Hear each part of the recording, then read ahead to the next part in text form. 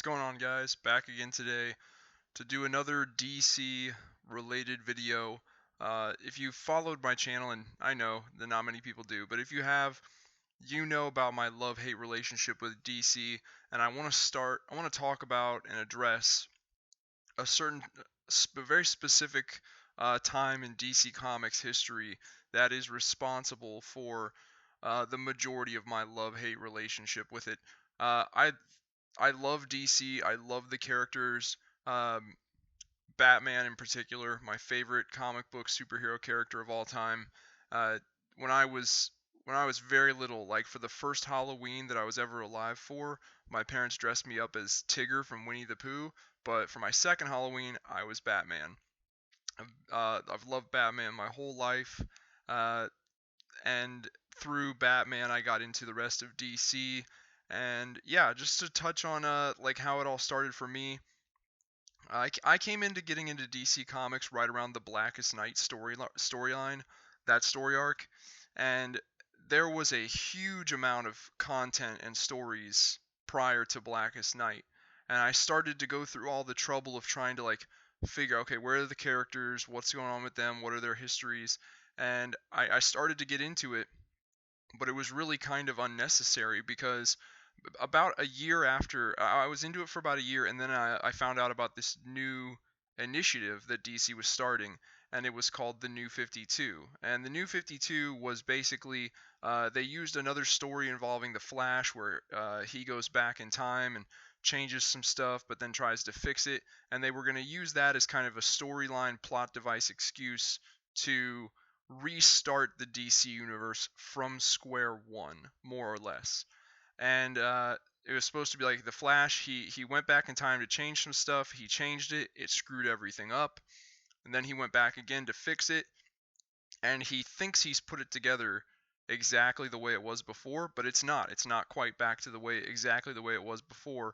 It was a way for DC to start the whole story over, but be able to use elements of what they had before, just tell the story a little differently, not completely rewrite the whole thing, but just basically do it again. Similar to how like with the Marvel Cinematic Universe, it's the story of Marvel. It's the story of the Marvel Universe. And are there slight differences to it than the story in the comics? Yes, things don't play out the exact same way, but it's still just it's taking stuff that's happened before and just kind of redoing it with slight tweaks and adjustments to it. And I think with the Marvel Cinematic Universe, obviously the biggest change was the jump from comics to live action movies, or animation to live action movies, and so that was the biggest change. So people were okay seeing some of like this comic book source material repeated in the movies because it was the first time getting to see it all done in live action, or CGI for a lot of it. Let's be real. Uh, DC, they didn't do a big jump between formats like comics to live action, at least not yet. They were just going comics to comics, but they were gonna try and do the same thing. Like, let's start the whole story of DC. Let's start it over from square one. You know, we'll use elements, all the elements that were there before, but we're just gonna build back up to them over the course of a story. And I've prepared a little presentation for you guys with the New 52, so let's go ahead and get into it. So first thing we got to do is we got to establish our core characters of DC for this new initiative. And as you can see here, this is a picture of the Justice League. We got Aquaman, Green Lantern, Wonder Woman, Superman, Batman, Flash, and Cyborg. So right off the bat, Batman was DC's like flagship character at the time. The Nolan Dark Knight trilogy was super popular and big, so they went very bat heavy into the New 52.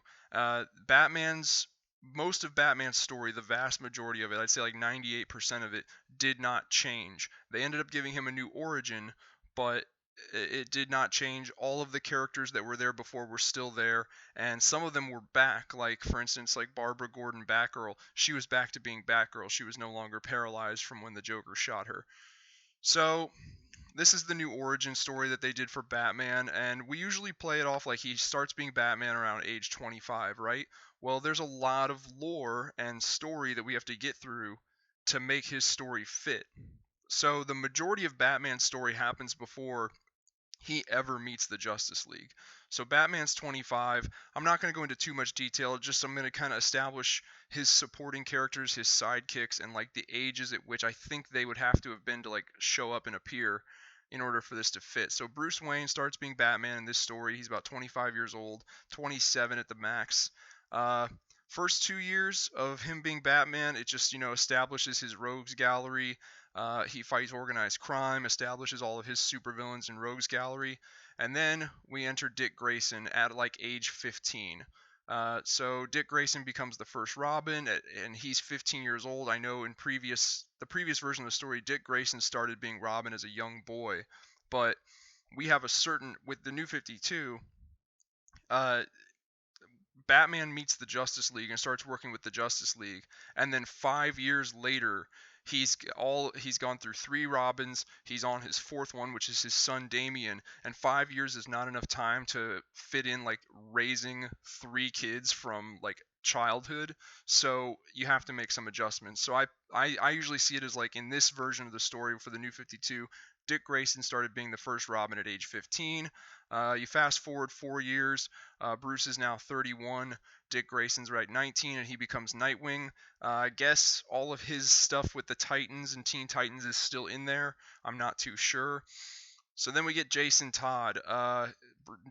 Dick Grayson is now Nightwing. Jason Todd comes in at age 16, and he's not Robin for very long. He dies like a year later at age 17. Bruce trains him. He starts being Robin, and he's not Robin very long. The timeline of the New 52 just won't allow for it. Barbara Gordon gets shot very shortly after this, gets paralyzed, and then we get the Justice League. This is the first Justice League story where they all meet each other and come together for the first time. And yeah, so he's already gone through 2 Robins, and Barbara Gordon is paralyzed. And this is the second Justice League story of the New 52, and between these two, there's 5 years in between here. So it's in these 5 years that we have to kind of fit in the rest of Batman's backstory before we get to New 52 current events. So Tim Drake comes in shortly after he meets the Justice League. I also have him starting out as Robin as 16. It's during this time period Batman gets his back broken by Bane. The whole Nightfall story, I'm not sure how that still holds up in the New 52 with John Paul Valley becoming he was Azrael, and then he takes over the mantle of Batman for a little while. I guess it still fits, but they made sure to let you know that like in the New 52, it's still in there that in his history, Bane broke his back. So that happens in that 5-year period. Jason Todd returns in that 5-year period as Red Hood. He meets his son, Damian Wayne, born by Talia, Ra's al Ghul's grandson, and he's age 10 when he first starts being Robin. That's where I have him at. And then we have the Court of Owls story, which is in line with current events of the New 52, and at this point we're pretty much caught up to current events with Batman. Superman got a new origin story showing him at first he didn't know how to fly, but he had a bunch of his other powers, and he thwarts a plot by Brainiac, who's there to steal Metropolis and bottle it and shrink it, because Brainiac knows that Earth is doomed because a really powerful enemy force is coming. And that force is Darkseid, and it shows up in Justice League Volume 1 Origin, and that's where they all unite to, stop Darkseid's initial invasion of Earth. So for Superman, his origin was very much changed. He was much younger, little edgier, He had never he'd never fought and been killed by Doomsday. At the beginning, he'd never met Supergirl, although in the story of the New 52, he does meet Supergirl early on. He's not in love with Lois Lane. He has a love affair with Wonder Woman, and later on down the road, they actually depowered Superman, trying to make him more likable, trying to just do something new and interesting with the character.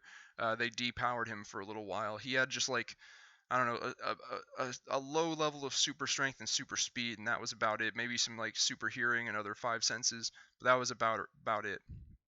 Wonder Woman's post Crisis on Infinite Earths origin story was still for the most part intact. However, they did change some stuff. She has, like I said, a love affair with Superman. She has not been around for very long, and turns out, like when the Justice League meets, she has not been active in the normal human world for very long, and it turns out she was conceived by Zeus. That was the big change to her origin that they revealed retroactively. She finds out in the New 52 that the whole story about her being molded from clay and brought to life, that's not true. She's actually Zeus and her mom's son. So Flash, Barry Allen, he's been the Flash for a few years. When he meets the Justice League, he has worked with like Green Lantern before, and he has established a good chunk of his rogues gallery, his villains, his group of villains. Green Lantern, another character, kind of started fresh, sort of. They when he meets the Justice League, he has not been Green Lantern for very long. He's still a little new to it, but one of the things that they put out to us in the New 52 was that the entirety of Green Lantern's, continuity, his long-running story, was still canon. It was still intact. That in and of itself doesn't make sense. Specifically because like Hal Jordan, at one point he went nuts, turned evil, killed most of the Green Lantern Corps, and that was all as a result. That all happened because of the events of the death of Superman. Well, as we just saw a few slides ago, with this new version of Superman, he's never fought and been killed by Doomsday, so the death of Superman's story never happened. So how the entirety of the Green Lantern story is still intact, I don't know. That was one of the big balls that they dropped. But I think this was also around the time that the Ryan Reynolds Green Lantern movie, it was either out or it was coming out soon. So they wanted to leave Green Lantern intact and like keep his rich, long-standing lore. And yeah, but it was a bad call. It was one of the things that disrupted the flow of the New 52 being this brand new story starting from scratch. It worked with Batman keeping his stuff intact, but with Green Lantern it just doesn't work when his story directly coincides with other people's story, and like Superman's affects Green Lanterns, but Superman has changed. That means Green Lanterns has to change. So that was one of the failures on their part with the New 52, was keeping Green Lantern's entire history intact. Aquaman, he's been Aquaman for some time when he meets the Justice League. He knows about Atlantis. He has kind of rejected the throne. It's not made super clear if it was really offered to him, but he's made it clear he doesn't want it. And at one point during his career as Aquaman, prior to meeting the Justice League, he had been part of another superhero team called the Others. And then we get Justice League Origin, which is where they stop Darkseid's initial invasion, and Cyborg. We get Cyborg's origin story in this as well, and he is the 7th member to join the Justice League for the New 52. Coinciding, once you get past that first Justice League story arc, the origin, and you start reading the rest of them, it coincides directly with events of Justice League Dark, and it's all building up to a crossover story arc event that we're going to get to. But Justice League Dark also takes place concurrently with the Justice League books, other than the origin one. And yeah, it shows the formation of this other version of the Justice League that deals with, the occult and the supernatural and stuff like that. You got characters like Deadman, Constantine, Zatanna, and quite a few others. And it shows them, gives them background about them, and shows them coming together and working together as a team. So this, like I said, the second story arc of the Justice League New 52 book was called The Villain's Journey, and it takes place 5 years after their origin. So we filled in that origin with some of Batman. We filled in some of that time gap with some of Batman's stuff, but it doesn't really get filled in with the characters and what like they've all been up to in the past 5 years without reading all their individual books. But we're not going to go into that in this video. I'm just talking about the overall story of the New 52. So in this story, the Justice League, they fight each other. They're starting to butt heads with each other. Green Lantern leaves the team, and Batman discovers Superman and Wonder Woman's love affair, which he's kind of worried about because he's like, oh, they could produce a super powerful offspring, and yada yada this, and it's Bruce Wayne. He's suspicious of everybody and everything. That story arc leads right into Throne of Atlantis, which is where Atlantis attacks the surface, and Aquaman defeats his brother. He ends up taking the throne and becoming king of Atlantis. And Amanda Waller, the head of Argus, I want to say it is, she decides that superhumans and metahumans cannot be trusted after this Atlantean invasion, and she decides we need our own superhumans to combat them. So she starts building her own Justice League.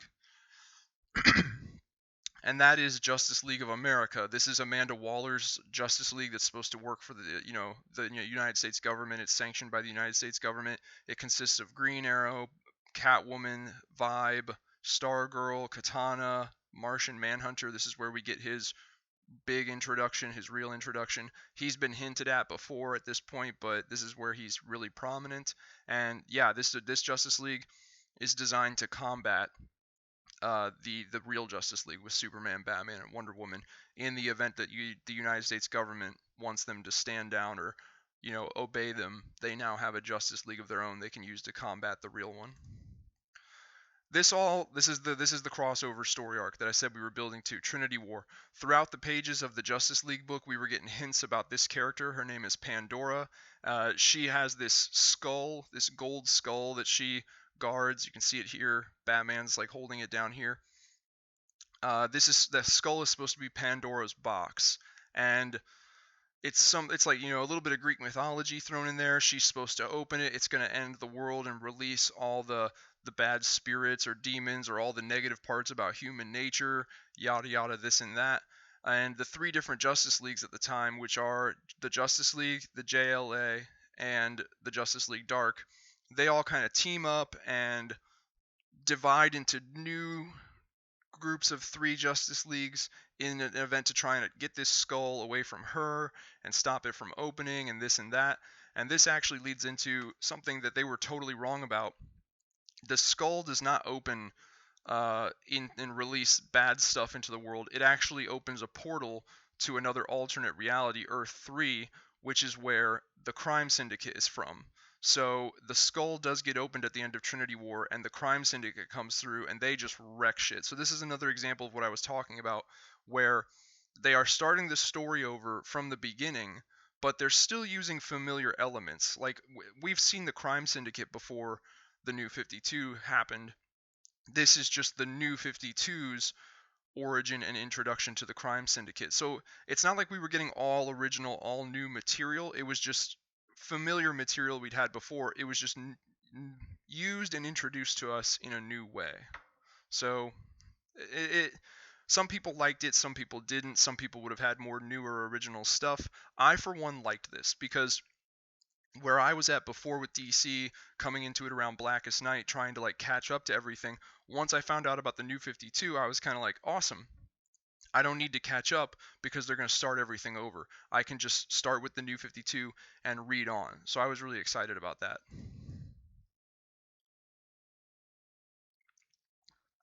So the crime syndicate comes through at the end of Trinity War, which leads to Forever Evil. Forever Evil is a story where the Justice League and the superheroes of the world have been pretty much taken out by the crime syndicate, and it's up to the villains to kind of defeat the crime syndicate. Long story short, they do, and they manage to kill some of the crime syndicate, send them back to where they came from, this and that. But the end of this story, Forever Evil, is important because at the end of it, the Justice League is all sitting around and they're talking about how the crime syndicate came to our world because their world was being destroyed by another force. And they all kind of conclude together that it must be Darkseid. Darkseid must have invaded Earth 3 and is just fucking Earth 3 up. And that's why the crime syndicate fled Earth 3 to come take over our world. Turns out they're not entirely right. At the end of Forever Evil, they're not right at all. It's not Darkseid that's going around fucking up other realities and other Earths. It's the Anti-Monitor. Another example, familiar stuff from before the New 52 that's just being used in a new way and introduced to us in a new way. And for me, I was looking at this going, okay, they're building up to what's going to be the New 52's version of Crisis on Infinite Earths with the Anti-Monitor. And I thought that's the route they were going to go. But then they did this. This story kind of came out of nowhere. It was called Convergence, and it basically was like the Marvel Secret Wars story, but not. This servant of Brainiac has captured certain cities, not just from one universe, one reality, but from many different realities, and he's plopped them down on a planet that sits outside the normal realms of the multiverse. So we're seeing remnants from all these different alternate realities. Like we've got the pre-New 52 Gotham City is on this world with its own version of Batman from before the New 52. The pre-New 52 Metropolis is also there. The Flashpoint universe, Gotham City, or some characters from the Flashpoint universe are there. A lot of stuff that was supposed to be gone with like the New 52 erased it is now back. And so this was the first kind of hint to us as fans that maybe they're not as committed to starting things over from square one as we thought they were. And we were right to assume that because with the whole Anti-Monitor thing at the end of Forever Evil, that turned out to be, in my opinion, just a really throwaway waste of a story. It was called Darkseid War. It introduced Grail, who was Darkseid's secret daughter, like in the same way Zeus had a daughter with, Hippolyta, which was Wonder Woman. Zeus had a daughter with another Amazon, which was this new character called Grail. This was very confusing. This was a very confusing story. The Anti-Monitor wanted to be whole again, but he needed the anti-life equation, which comes from killing. It was like killing a god creates the energy to give life, but mold it into. It was very confusing. It really didn't make any sense to me. And to me, also, there was no real conclusion to this. It had a very weird ending. Darkseid gets turned into a baby, and Grail, his daughter, takes him and runs off into hiding to raise this new baby Darkseid. This seemed kind of like a throwaway story. It's almost like once they did Convergence and they started to play around with elements of the DC universe that had been erased, they started to kind of play around with them again and bring them back. It's almost like the creators at DC kind of went, you know, fuck this New 52 shit. Fuck starting things over from scratch. I like the old universe. I want to do that some more. So let's just kind of tie off this Anti-Monitor story arc we build it up to. Let's kind of tie that off in this cheap Darkseid War throwaway story, and let's move on to kind of bringing back the old shit, which is exactly what they did. The pre-Flashpoint, pre-New 52 Superman is now introduced in a new series called Superman, Lois, and Clark, and now he's living on. It shows that he survived. He's alive after the events of Convergence, and he's living on in the New 52 reality. He's living hidden with his reality's version of Lois Lane. They have a son, Jonathan Kent, and he's alive and well. He's pretty much just living in hiding, but every once in a while he puts on this black Superman suit and goes out to help people and save people. But this was another. The Convergence was the first hint that they were going to say fuck starting things over, fuck the New 52. And now this is pretty much just like them fully admitting, like, hey guys, we're going to go back to the old shit. Like, we thought we wanted to start things over and do things fresh from the beginning, but we've kind of realized that that's not fun for us. Because while we are taking familiar material and using it in a new way, it's not as fun as just inventing brand new shit. So we're just going to start working our way back towards turning the clock back and restoring the previous DC universe before the New 52. And this came to fruition. The story arc Final Days of Superman came out, which killed off the younger, edgier New 52 Superman so that the old Superman from before the New 52 could step up and take his place and become the real main Superman. That's exactly what happened, which led directly into Rebirth. And Rebirth, without getting too far into it, Rebirth was the setup for this, which was to come much later. And it was basically going back to the Flashpoint event that Flash caused and saying that, like, the reason things when you traveled back in time, Flash, and you screwed things up, but then you put them back together, but you really didn't, you just thought you did, that wasn't your fault. There was another force at work in the universe that caused things to not get put together back the right way, and that force is Dr. Manhattan from Watchmen. And this is all, the whole Rebirth is building up right into Doomsday Clock. And at the end of Doomsday Clock, they have the confrontation and the interaction with Dr. Manhattan, and they convince him to go back in time and fix what he did, thus restoring the pre-New 52 DC universe, more or less. Because there was some stuff out of the New 52 that people liked and they wanted it to stick around. Like the Court of Owls and stuff like that. Also, I think uh, heavily influenced by the live action Man of Steel movie that came out around this time period, maybe a little before, maybe a little after. Uh, this reaction to this movie was very mixed because this was a younger, edgier, slightly darker, more brooding Superman. And one of the major criticisms of this movie was Superman, he's supposed to be hopeful, he's supposed to be fun. So I think the mixed reaction to this movie is what caused them in the comics area to kind of go, we need to go back to the old Superman the way he was, and that ended up just snowballing into, let's just restore the whole pre-New 52 DC universe. Let's just bring that all back. Um, Marvel has done stuff like this before, but it doesn't have the same effect as the New 52 did. Um, and like Secret Wars blended the Ultimate Universe with the main universe. But I don't know. One of the things with Marvel is that they don't constantly revamp their timeline, their universe every every 5 to 10 years. Marvel has been going for a very long time, and it's just a universe of just cohesive events, one taking place after the other.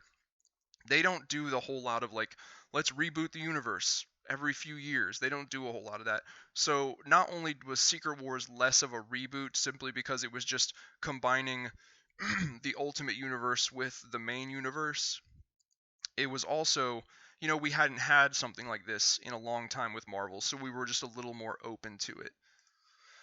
And I mean, Marvel's Marvel's guilty of doing stuff to reflect their movies as well. Like when Captain America Civil War was coming out, you think it was just a coincidence that Civil War 2 was also happening in the comics? No. So where I touched on before about, I think the decision to kind of just get rid of the New 52 was somewhat influenced by the mixed reaction to Man of Steel. I mean, the DC's not the only one who does it. They make adjustments to their comic books to kind of like parallel their films. Marvel does it as well. They just execute it better. I don't know what it is. But yeah, with the New 52, I was excited about it because I was excited for a fresh start. And I really, really, really wish that DC had just committed to it a bit more. But, excuse me, had to get a drink of water. I think it was 100% a creator decision. I think it was the writers and illustrators, publishers and editors over at DC Comics. I think they just got tired of playing with old material.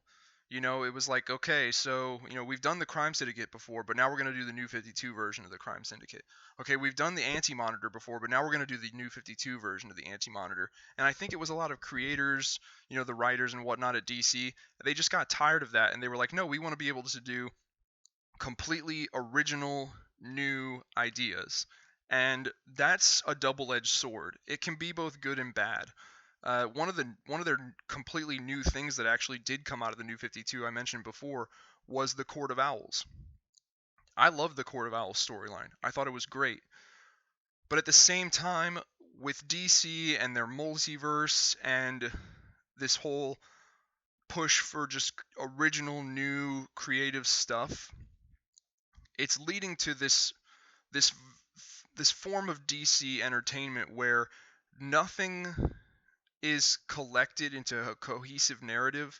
It's a lot of just, oh, here's a one-off story about Batman in a post-apocalypse Earth, and here's a one-off story about Superman, God knows doing God knows what. It's a lot of just stories that don't connect.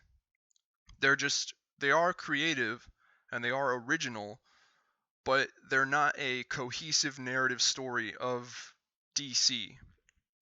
And that's my biggest problem with DC today. And that's my biggest regret about the New 52 is because it was giving us a cohesive story that was relatively easy to follow, and then they just bailed on it. because it was just, I guess it was a little too repetitive for them. They're like, yeah, we're doing the Crime Syndicate in a new way, but it's still just redoing the Crime Syndicate. Yeah, we're doing the Anti-Monitor in a new way, but it's still just, we're redoing the Anti-Monitor. I mean, that's fine by me. And if you look at the Marvel Cinematic Universe, like, no one went to the theater and was like, oh, they're just doing Ultron. Okay, we've seen Ultron before. Can't they come up with something original? And I get it. It's like I said before, the MCU, the big jump was from comics or animation to live action. So even though it was like, oh, another Ultron story, it was still the first time you got to see an Ultron Avengers story in live action. So that was the big change, and that's what drew people to it. So maybe there were some people out there that did not like DC with the New 52. They're just rehashing old stuff, albeit in slightly new ways, but it is still just old stuff.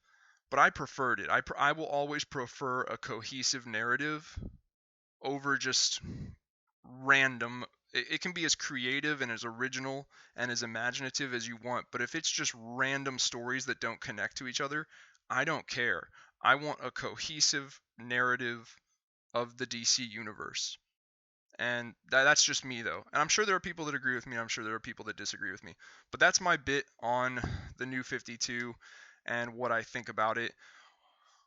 What I thought about it, where I think it went wrong. Am I glad or unglad that it's still here? That it's no longer here? Do I wish it was still here? Kind of. I kind of do wish that they'd have just kept with the New 52. But then again, the era of DC, the story of DC prior to the New 52 was not bad. It was also a good story. There was just a lot behind it that you had to catch up on if you wanted to get into it, which has now been brought back. So, I mean, I've caught up on most of it at this point, so it really doesn't bother me. But with this bigger push towards, it's since it's no longer just rehashing and kind of reinventing old material. It's this more creative, all new, all original push. I think the stories have just been whack. I was not a fan of Dark Knight's Metal. I was not a fan of Death Metal. They are just ridiculous, wacky stories. The scale got way too big. Like, they're fighting like beings beyond imagination from this other dimension outside the multiverse. It took on a very like Tolkien-esque fantasy vibe where it's like you got a guy who dresses up like a bat and he's supposed to fight criminals in a city. And now he's fighting these godlike celestial beings. There are certain times where that can work, and there are other times where it doesn't, and it doesn't work with certain characters at all. Like, anytime I see Batman, like, out in the far reaches of the cosmos, wearing some kind of like cool celestial, I say cool, but wearing some kind of like celestial armor to battle some like cosmic deity, I'm just like, this isn't Batman. Like, what are you doing? But anyway, so I do kind of wish they'd have stuck with the New 52. It was not perfect, I'll admit that. A lot of the aesthetic choices made for the characters and their costumes, people really didn't like. But you can make aesthetic changes to the costumes without completely getting rid of the New 52. But they did. So it is what it is. Let me know what you guys think in the comments below. Please hit the like button if you like this video. Check out some of our other videos. Subscribe if you like. Don't forget to check us out on Twitch, and I will see you guys next time.